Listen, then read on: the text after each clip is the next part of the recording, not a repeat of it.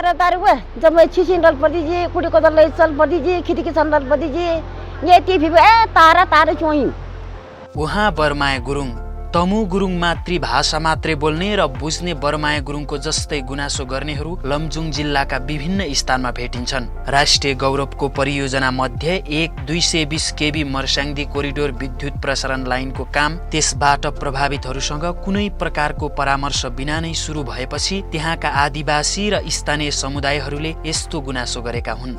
परियोजनाले प्रभावितहरूलाई केही सूचना नदिएको र जीविकोपार्जनका लागि खेती किसानी गरिरहेको पुर्ख्यौली भूमिमा बिजुलीको पोल गाडेर बस्ती बीचबाटै प्रसारण लाइन लैजान लागेकोमा स्थानीयले आपत्ति प्रकट गरेका छन्। यहाँ एकैचोटि यहाँ आएर त्यो उसमा पिल्लर गाडेर रङ लाएर गाडेछ, पछि अरूले भनेपछि थाहा पाएर हेर्न आयो। अनि त्यहाँपछि यहाँ खन्ने बेला नि हामी थिएनौँ, गएर उनीहरू आफै आएर खन्याउन्, हामी थिएनौँ।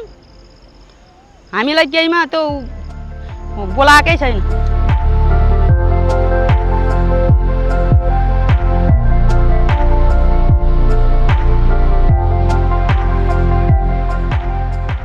मर्स्याङ्दी र आसपासका नदीमा उत्पादित जलविद्युतलाई अन्तर्देशीय ऊर्जा व्यापार गर्ने उद्देश्यले पूर्वाधार निर्माणको काम केही वर्षदेखि भइरहेको छ। युरोपियन इन्भेस्टमेन्ट बैंकको करिब 10 करोड युरो लगानीमा नेपाल विद्युत प्राधिकरणले यो उच्च भोल्टेजको विद्युत प्रसारण लाइन निर्माण गरिरहेको हो। सञ्चारकर्मीहरूसँगको अन्तर्क्रियामा अधिकांश पीडित आदिवासी र स्थानीय समुदायहरूले परियोजनाले सूचना नदिएर छलछाम गरेको आरोप लगाएका थिए। उहाँहरूले शिष्ट भाषामा राम्रो नेपाली भाषामा बुझ्ने जनसमुदायले बुझ्ने भाषामा आएर अहिलेसम्म सम्झाउनु भएको छैन ताकि 220 केबी लाइनले कति असर पार्छ। हाम्रो भनाइ माग अरू विद्युत प्राधिकरण के छ भने ठिक छ तपाईँहरूको त्यही ढिबी राख्ने हो, त्यही ठाउँमा तार दौडाउने हो भने हामीले पुनर्स्थापना गरिदिनुहोस्। विद्युतको खम्बा र प्रसारण लाइन मुनि पर्ने जग्गाको मुआब्जा तथा क्षतिपूर्ति निर्धारणमा समेत विभेद गरिएको गुनासो उनीहरूको थियो। मुआब्जा तथा क्षतिपूर्ति निर्धारण गर्दा परियोजना प्रभावितहरूको सहभागिता गराइएको थिएन। एपिक र अधिकार मञ्च लमजुङले यस सम्बन्धी संस्थागत विरोध गर्दै आएको छ। कन्भेन्सन 169 लागू गर, लागू गर, लागू गर, एपिक लागू गर, लागू गर, लागू गर, एपिक लागू गर, लागू गर, लागू गर, पीडित जनतालाई झुक्क्याउन पाइदैन, पाइदैन, पाइदैन।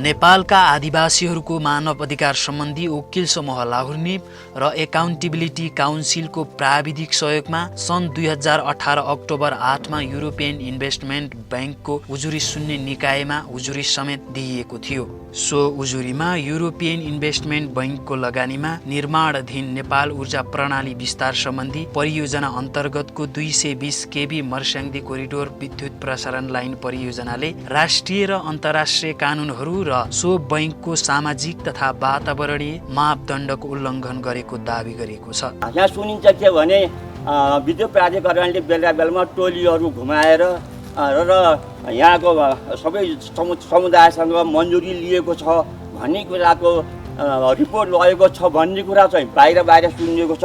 तर समुदायसँग अहिलेसम्म भेटघाट भएर आपसी छलफल भएको त हामीलाई थाहा भएको छैन। सोही उजुरीको आधारमा सन् 2021 मार्च 16 मा युरोपियन इन्भेस्टमेन्ट बैंकको उजुरी सुन्ने निकायले अनुसन्धान प्रतिवेदन सार्वजनिक गरेको छ। प्रतिवेदनमा परियोजनाले बैंकको वातावरणीय र सामाजिक मापदण्ड तथा अन्तर्राष्ट्रिय कानुन पालना नगरेकोमा नेपाल विद्युत प्राधिकरण र युरोपियन इन्भेस्टमेन्ट बैंकको कडा निन्दा गरेको छ। परियोजनाले आदिवासीलाई पारेको प्रभावको बारेमा व्यवस्था गरेको र आदिवासीहरूको स्वतन्त्र अग्रिम जानकारी सहितको मन्जुरी एपिक प्राप्त नगरेको विषयलाई महत्त्वका साथ उल्लेख गरेको छ। सो प्रतिवेदनले किटान गरेको उल्लङ्घनलाई सम्बोधन गर्नको लागि 6 महिनाभित्र एक कार्ययोजना तयार गर्नुपर्ने शर्त अगाडि सारेको छ। आदिवासी लगायत अन्य प्रभावित समुदायको अर्थपूर्ण सहभागिताको लागि विज्ञहरूको संलग्नता हुनुपर्ने कुरा उल्लेख गरेको छ। उनीहरूले आफू खुसी सर्वे गर्यो अनि खेतीयोग्य जमिन घर बस्ती हाम्रो यहाँ घर बस्ती पनि पछाउपट्टि दलित परिवारको त्यसको माथि तारहरू टार्ने प्लान गरेर यिनीहरू लैरहेछ। यिनीहरू खुसु आउने आफ्नो काम सोल्टाउने जाने गरिरहेछ। युरोपियन इन्भेस्टमेन्ट बैङ्कको उजुरी सुन्ने निकायको सुझाव कार्यान्वयनको अवस्था अवलोकन गर्न सञ्चारकर्मी र लाहुरनिपसँग आबद्ध कानुन व्यवसायीहरूको समूहले लमजुङको धमिली कुवा, अर्चलबोट, बाँजाखेत, खुदी र घेरमु गरी विभिन्न 5 ठाउँहरूमा स्थलगत अवलोकन र प्रभावित आदिवासी र स्थानीय समुदायहरूसँग अन्तर्क्रिया गरेको थियो।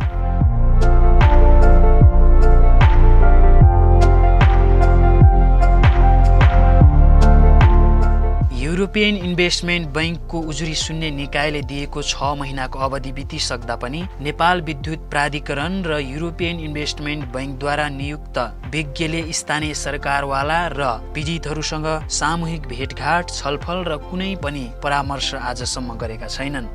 पहिल्यैदेखि पहिरो गएको ठाउँ हामी त्यहीँ तल बस्नुपर्छ। त्यसरी गरेपछि त त्यो रुख काट्दैछ त हामी कहाँ जाने? के हामीलाई व्यवस्था मिलाइदिनु पर्यो होइन? त्यत्रो अब तार आएपछि त चट्याङ पर्दाखेरि होइन हामीलाई असर पर्ला अरे। त्यो हामीलाई केही सूचना नदिकन अब रुख काट्ने, तार ताङ्ने भने हामीलाई त के थाहा होइन। नेपाल विद्युत प्राधिकरण, युरोपियन इन्भेस्टमेन्ट बैङ्कबाट खटिएका अधिकारी र परियोजना निर्माण गर्ने कम्पनीहरूले परियोजना प्रभावितहरूलाई सधैँ आश्वासन मात्र दिएको पीडितहरूको दुखेसो छ। ती अधिकारीहरूले जग्गा प्रयोग गरे बापतको कानुन बमोजिम प्राप्त हुने क्षतिपूर्ति दिने, भत्केको ठाउँ मर्मत गरिदिने आश्वासन दिने गरेको भए तापनि अन्तत केही नपाएको दुखेसो स्थानीयहरूले पोखेका छन्। बनाइदिन्छु, वाल लगाइदिन्छु, यो गरिदिन्छु भनेर साइन ठोकेर लैजाने, गर्ने त केही नै होइन रहन्छ। फेरि के पनि नगराइकन इन्ताका यतिसम्म हल्ला 2 वर्ष 3 वर्ष यो भइसक्यो। धेरै भन्दा धेरै क्षति भयो, नोक्सान हुने भयो। अब त्यहाँ हामी उस्तै परे अब हामी सुकुम्बासी नै हुनुपर्ने अवस्थामा पुगेको छ। अब जाउँदा अलिअलि भएको झिटी जाम्लो छोडेर कहाँ जाने? बस्न त बस्न सक्ने अवस्था छैन।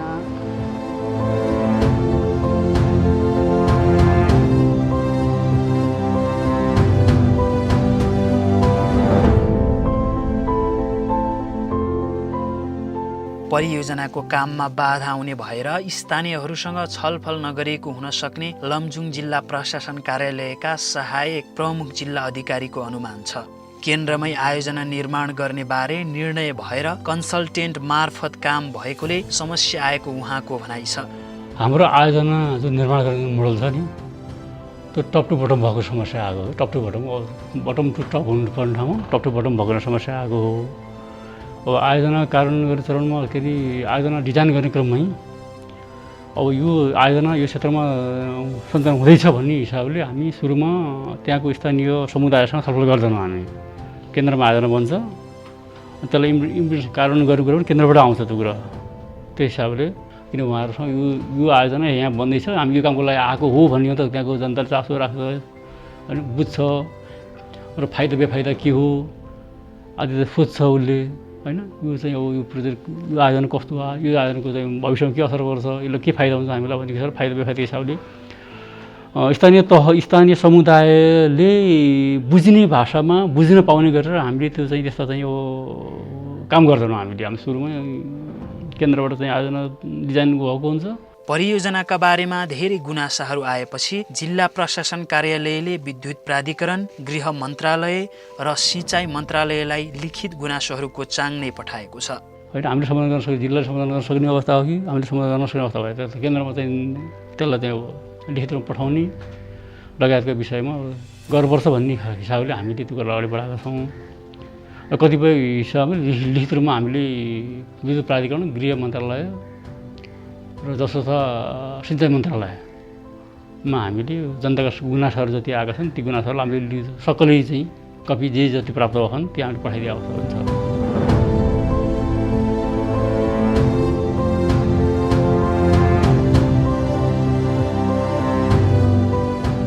स्थानीयहरूले प्रसारण लाइन लैजान परे मानव बस्ती र खेती योग्य जमिनमाथि नपारी त्यसबाट पर्ने असर न्यूनीकरण गरी वैकल्पिक मार्गबाट लैजान सुझाव दिएका छन्। मानव बस्ती माथिबाटै लैजान परे बस्ती स्थानान्तरण गरी लैजानु पर्ने स्थानीय बासिन्दाको सल्लाह छ।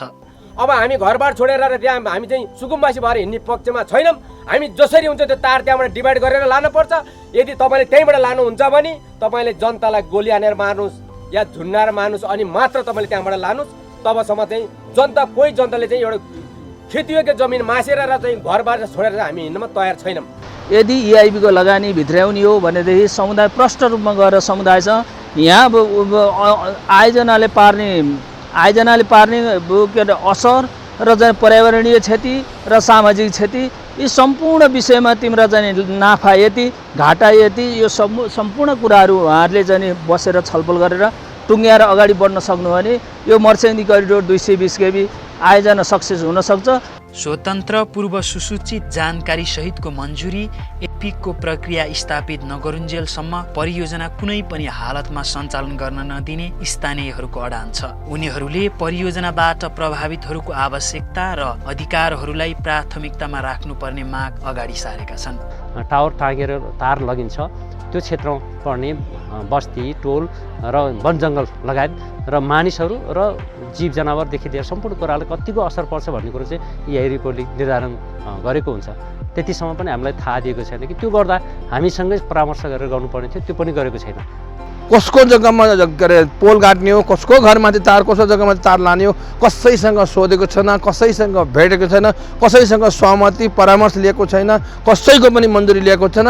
एपिक त अब नामै एपिकको नाम लिने बित्तिकै यिनीहरू चाहिँ एकदमै चाहिँ रिसाउने जल्ने चाहिँ अवस्थामा छ यिनीहरू। यसैले हामी सहन सक्दैन। लमजुङको जनता अब धमिलीकोदेखि मनाङसम्मको अब जुरुक्कै उठ्यो, यिनको घोडा नटेक्काएसम्म चाहिँ यो मर्स्याङ्दीको बाढी पहिरो जस्तै चाहिँ अब मासु उतार्छु र घेराबन्दी गर्छु। मुलुकको साधन र स्रोतको अधिकतम उपभोगमा ल्याउने गरी थालिएको रूपान्तकारी कार्यक्रमको सकारात्मक पक्ष हुँदाहुँदै जनताको थाँतबास र जीविकामा नै असर पार्ने गरी उनीहरूको सहमति र मन्जुरी बिनाको विकासले अन्ततः समस्यालाई नै थप बल पुग्ने देखिन्छ। यसको निकास भनेकै जनतासँग संवाद र सहकार्य नै हो।